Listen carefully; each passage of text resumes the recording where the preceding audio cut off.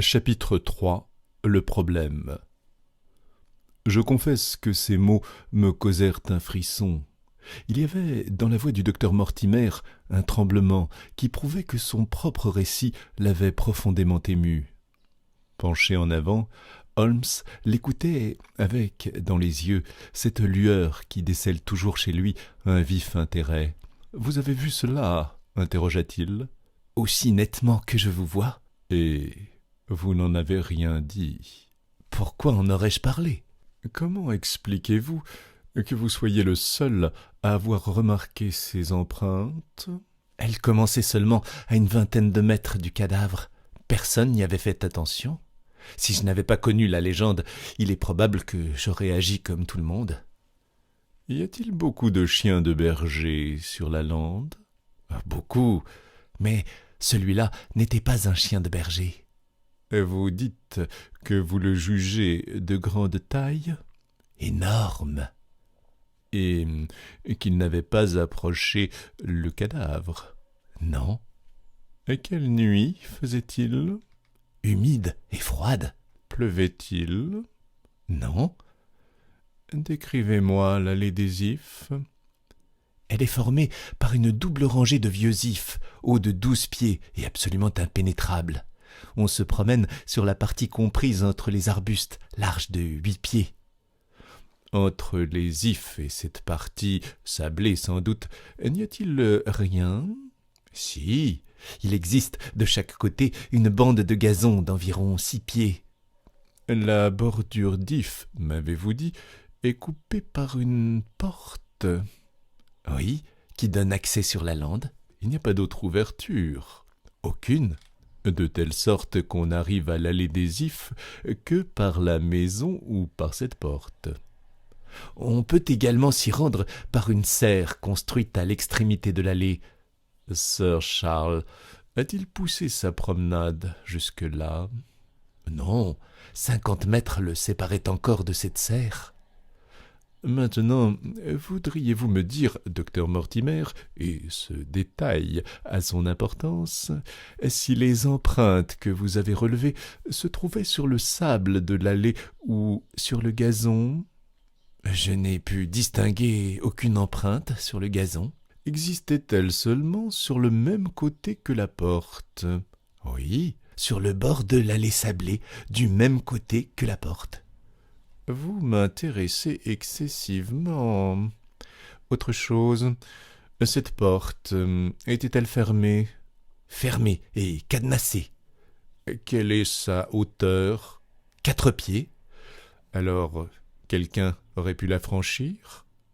Facilement. Près de la porte, y avait-il des marques particulières ? Non. Ah. A-t-on fait des recherches de ce côté ? Personne autre que moi. Et vous n'avez rien découvert ? Sir Charles avait dû piétiner sur place. Évidemment, il était resté en cet endroit 5 ou 10 minutes. Comment le savez-vous ? Parce que 2 fois, les cendres de son cigare se sont détachées. Très bien déduit, approuva Holmes. Watson, reprit-il, voici un collègue selon notre cœur. Mais ces marques... Le piétinement les avait rendues confuses. En dehors de l'empreinte des pas de Sir Charles, il m'a été impossible d'en distinguer d'autres. De sa main, Sherlock Holmes frappa son genou dans un geste d'impatience. « Encore, si j'avais été là !» s'écria-t-il. « Le cas m'apparaît d'un intérêt palpitant. Cette page de gravier sur laquelle j'aurais pu lire tant de choses, la pluie et le sabot des paysans curieux l'auront faite indéchiffrable. Ah, docteur Mortimer, pourquoi ne m'avez-vous pas appelé ? Vous êtes bien coupable. » Je ne pouvais vous appeler, monsieur Holmes, sans révéler tous ces faits, et je vous ai déjà donné les raisons pour lesquelles je désirais garder le silence. D'ailleurs... Pourquoi cette hésitation ? Dans certains domaines, Le détective le plus expérimenté et le plus subtil demeure impuissant. Insinuez-vous que ces faits appartiennent au domaine surnaturel? Je ne le dis pas positivement, mais vous le pensez évidemment. Depuis le drame, monsieur Holmes, on m'a raconté divers incidents qu'il est malaisé de classer parmi les événements naturels. Par exemple, j'ai appris qu'avant la terrible nuit, plusieurs personnes ont vu sur la lande un animal dont le signalement se rapportait à celui du démon des Baskerville. L'animal ne rentre dans aucune espèce cataloguée. On convient qu'il avait un aspect épouvantable, fantastique, spectral. J'ai questionné ces gens, un paysan obtus, un maréchal ferrant et un fermier. Aucun n'a varié sur le portrait de la sinistre apparition. Elle incarnait bien exactement le chien vomi par l'enfer, d'après la légende. La terreur règne dans le district en souveraine maîtresse, et il pourrait se vanter d'être téméraire, celui qui s'aventurerait la nuit sur la lande. Et vous, un homme de science, vous admettez une manifestation surnaturelle? Je ne sais que croire. Holmes haussa les épaules. Jusqu'ici, dit-il, j'ai borné mes investigations aux choses de ce monde. Dans la limite de mes faibles moyens, j'ai combattu le mal, mais ce serait une tâche bien ambitieuse que de s'attaquer au démon lui-même. Cependant, il vous faut bien admettre la matérialité des empreintes. Le chien originel était assez matériel pour déchiqueter le cou d'un homme, et néanmoins, il était bien d'essence infernale. Je vois que vous avez passé aux partisans du surnaturel. Maintenant, répondez encore à ceci. Puisque vous pensez ainsi, pourquoi êtes-vous venu me consulter? Vous me demandez en même temps de ne pas rechercher les causes de la mort de Sir Charles Baskerville, et vous me priez de m'occuper de ces recherches. Je ne vous en ai pas prié. Alors, en quoi puis-je vous aider? En m'indiquant l'attitude que je dois garder vis-à-vis de Sir Henry Baskerville, qui arrive à Waterloo Station. Ici, le docteur Mortimer tira sa montre. Dans 1h15. Est-ce lui qui hérite? Oui. À la mort de Sir Charles, nous avons fait une enquête sur ce jeune homme et nous avons appris qu'il se livrait à l'agriculture au Canada. Les renseignements fournis sur son compte sont excellents à tous égards. Je ne parle pas à cette heure comme le médecin, mais comme l'exécuteur testamentaire de Sir Charles Baskerville. Il n'y a pas d'autre prétendant à la fortune du défunt, je présume. Pas d'autre. Le seul parent dont nous ayons pu retrouver la trace se nomme, ou mieux, se nommait Roger Baskerville. Il était le 3e frère de Sir Charles. Le second frère, mort jeune, n'a eu qu'un fils, Henry. On considérait le 3e frère, Roger, comme la brebis galeuse de la famille. Il perpétuait l'ancien type des Baskerville et continuait, m'a-t-on affirmé, les errements du vieil Hugo. Le séjour de l'Angleterre lui paraissant malsain, il s'expatria dans l'Amérique centrale, où il mourut de la fièvre jaune en 1876. Henry est donc le dernier des Baskerville. Dans 1h05, je le rencontrerai à Waterloo Station. Il m'a télégraphié de Southampton qu'il arriverait ce matin. Que dois-je faire, monsieur Holmes? Pourquoi n'irait-il pas dans la demeure de ses ancêtres? Cela semble tout naturel, n'est-ce pas? Et cependant, il faut se souvenir que les Baskerville qui ont habité le château ont tous péri de mort violente. J'ai la conviction que si Sir Charles avait pu me parler avant son décès, il m'aurait instamment recommandé de ne pas y conduire le dernier représentant de sa race et l'héritier de sa grande fortune. D'autre part, il est incontestable que la prospérité de ce misérable pays dépend absolument de la présence de Sir Henry. Tout le bien commencé par Sir Charles sera perdu si le château reste désert. Je suis venu vous demander un avis, monsieur Holmes, parce que je crains de me laisser entraîner par mon intérêt trop évident en l'espèce. » Holmes resta songeur pendant un moment, puis il dit « En d'autres termes, voici quelle est votre opinion. Vous estimez qu'une influence diabolique rend le séjour de Dartmoor insalubre au Baskerville. Ai-je bien exprimé votre pensée ? » ?»« Ne suis-je pas fondé à le prétendre ? » »« J'en conviens. Mais si votre théorie sur le surnaturel est exacte, notre jeune homme peut aussi bien en subir les effets à Londres que dans le Devonshire. J'ai peine à admettre un diable dont les pouvoirs s'arrêteraient aux limites d'une paroisse, tout comme ceux d'un conseil de fabrique. Vous traiteriez probablement la question plus sérieusement, monsieur Holmes, si vous viviez en contact permanent avec ces choses-là. Ainsi, d'après vous, ce jeune homme ne courrait pas plus de danger dans le Devonshire qu'à Londres. Il arrivera dans 50 minutes. Que me conseillez-vous de faire ? Je vous conseille de prendre un cab, d'appeler votre caniche qui gratte à ma porte d'entrée et d'aller au-devant de Sir Henry Baskerville à Waterloo Station. Et ensuite ? Ensuite, vous ne lui direz rien jusqu'à ce que j'aie réfléchi. Combien de temps comptez-vous réfléchir ? 24 heures. Docteur Mortimer, je vous serai très reconnaissant de revenir me voir ici demain matin à 10 heures. Pour mes dispositions futures, j'aurai besoin que vous ameniez avec vous Sir Henry. Comptez-y, monsieur Holmes.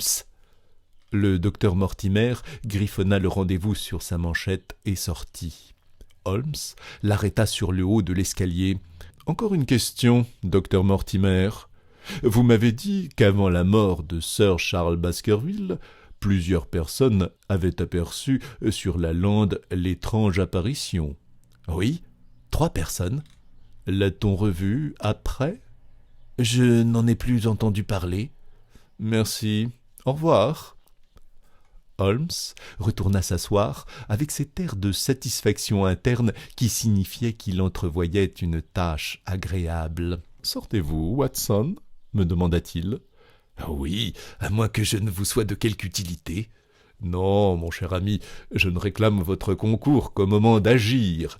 Savez-vous que cette affaire est superbe, unique en son genre à certains points de vue ?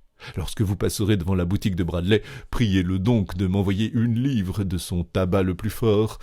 Vous seriez bien aimable de me laisser seul jusqu'à ce soir. Nous nous communiquerons alors nos impressions sur le très intéressant problème que nous a soumis ce matin le docteur Mortimer. » Holmes aimait à s'isoler ainsi pendant les heures de contention mentale au cours desquelles il pesait le pour et le contre des choses.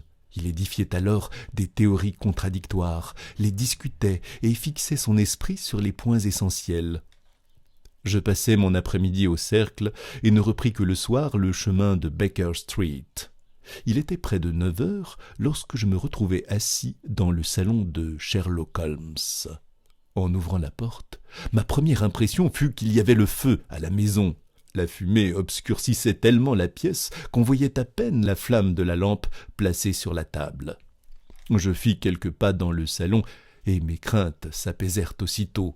Ce n'était que la fumée produite par un tabac grossier. Elle me saisit à la gorge et me fit tousser. Enfin, à travers cet épais nuage, je finis par découvrir Holmes, enveloppé dans sa robe de chambre, enfoui dans un large fauteuil et tenant entre ses dents le tuyau d'une pipe en terre très culottée. Plusieurs rouleaux de papier jonchaient le tapis autour de lui. « Pris froid, Watson ?» dit-il. « Non, c'est cette atmosphère empoisonnée. Elle doit être en effet un peu épaisse. »« Épaisse ? Elle est irrespirable !»« Eh bien, ouvrez la fenêtre. Je parie que vous n'avez pas bougé de votre cercle. »« Mon cher Holmes, certainement. Mais comment Sherlock Holmes se moqua de mon ahurissement. « Vous êtes d'une naïveté délicieuse, fit-il. Cela me réjouit d'exercer à vos dépens les modestes dons que je possède. Voyons, un monsieur auquel on ne connaît pas d'amis intimes sort par un temps pluvieux, boueux. Il revient le soir, immaculé, le chapeau et les bottines aussi luisants que le matin. Qu'en concluriez-vous? Qu'il a été cloué quelque part toute la journée, n'est-ce pas évident? En effet, c'est plutôt évident. Il y a de par le monde une foule de choses évidentes que personne n'observe. Et moi, où croyez-vous que je sois allé? Vous êtes également resté cloué ici. Erreur. J'ai visité le Devonshire. Par la pensée. Oui, mon corps n'a pas quitté ce fauteuil et a consommé, en l'absence de ma pensée, j'ai le regret de le constater, la valeur de 2 grands bols de café et une incroyable quantité de tabac. Après votre départ, j'ai envoyé chercher à Stamford la carte officielle de la lande de Dartmoor, et mon esprit l'a parcourue en tous sens. À cette heure, je me flatte de pouvoir y retrouver mon chemin sans guide. Cette carte est donc établie à une grande échelle. Très grande. Holmes en déplia une partie qu'il tint ouverte sur ses genoux. Voilà le district qui nous intéresse, fit-il. Là, au centre, vous apercevez Baskerville Hall. Avec cette ceinture de bois. Oui, bien que l'allée des Ifs ne soit désignée par aucun nom, je jurerais qu'elle s'étend le long de cette ligne, avec la lande à droite. Ici, cet amas de maisons représente le hameau de Grimpen, où notre ami, le docteur Mortimer, a installé son quartier général. Constatez que, dans un rayon de 6 kilomètres, il n'y a que de rares habitations. Voici encore l'After Hall, dont il est question dans le vieux grimoire.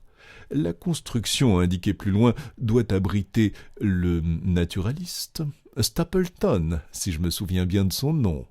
Enfin, j'aperçois 2 fermes, Illigtor et Fulmire. À 14 miles de là se dresse la prison de Princeton. Autour et entre ces quelques maisons se déroule la lande morne, désolée. C'est là que se passa le drame. C'est là que nous essayerons de le reconstituer. L'endroit est sauvage. Plutôt, si le diable désirait se mêler des affaires des hommes. Ainsi donc, vous aussi, vous penchez vers une intervention surnaturelle. Le diable ne peut-il pas se servir d'agents en chair et en os? Dès le début, 2 questions se dressent devant nous. La première, y a-t-il eu crime? La seconde, quel est ce crime? Et comment l'a-t-on commis? Si les conjectures du docteur Mortimer sont fondées, et si nous nous trouvons en présence de forces échappant aux lois ordinaires de la nature, certes, le mieux est de ne pas pousser plus loin nos investigations. Mais nous devons épuiser toutes les autres hypothèses avant de nous arrêter à celle-ci. Nous ferions bien de fermer cette fenêtre. Qu'en pensez-vous? Je reconnais que je suis bizarre, mais il me semble qu'une concentration d'atmosphère favorise toujours une concentration de pensée. Je ne vais pas jusqu'à m'enfermer dans une boîte pour réfléchir.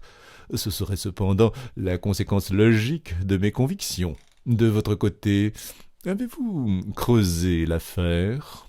Ah oui, beaucoup, pendant le courant de la journée. Quelle est votre opinion? Je me déclare fort embarrassé. Cette affaire ne ressemble pas, en effet, à toutes les autres. Elle en diffère par plusieurs points. Ce changement dans les empreintes de pas, par exemple, comment l'expliquez-vous? Mortimer dit que Sir Charles Baskerville a parcouru une partie de l'allée sur la pointe des pieds. Il n'a fait que répéter la déclaration de quelque imbécile au cours de l'enquête. Pourquoi se promènerait-on dans une allée sur la pointe des pieds? Alors, il courait, Watson. Sir Charles courait désespérément. Il courait pour se sauver, jusqu'au moment où la rupture d'un anévrisme l'a jeté la face contre terre. Pourquoi fuyait-il? Là gît le problème. Des indices me portent à croire qu'il était déjà terrassé par la peur, avant même de commencer à courir. Sur quelle preuve appuyez-vous ce raisonnement? J'admets que la cause de sa peur se trouvait sur la lande. S'il en était ainsi, et cela paraît probable, seul un homme affolé aurait couru en tournant le dos à sa maison au lieu de se diriger vers elle.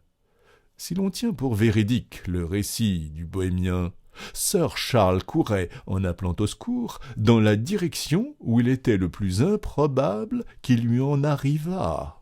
Et puis, qu'attendait-il cette nuit-là? Pourquoi attendait-il dans l'allée des Ifs plutôt qu'au château? Vous croyez qu'il attendait quelqu'un? Le docteur Mortimer nous a montré un Sir Charles Baskerville vieux et infirme. Nous pouvons accepter les promenades vespérales, mais ce soir-là, le sol était humide et la nuit froide. Est-il admissible qu'il se soit arrêté pendant 5 ou 10 minutes, ainsi que le docteur Mortimer, avec une sagacité que je ne lui soupçonnais pas, l'a déduit très logiquement de la chute des cendres de son cigare? Puisqu'il sortait tous les soirs, il ne me paraît pas très vraisemblable qu'il s'attardât tous les soirs à la porte donnant sur la lande. Toutes les dépositions, au contraire, indiquent qu'il évitait cette lande. Or, cette nuit-là, il s'était posté à cet endroit. Il partait le lendemain pour Londres. La chose prend corps, Watson. Elle devient cohérente. Voulez-vous me passer mon violon? Ne pensons plus à cette affaire pour le moment, et attendons la visite du docteur Mortimer et de Sir Henry Baskerville.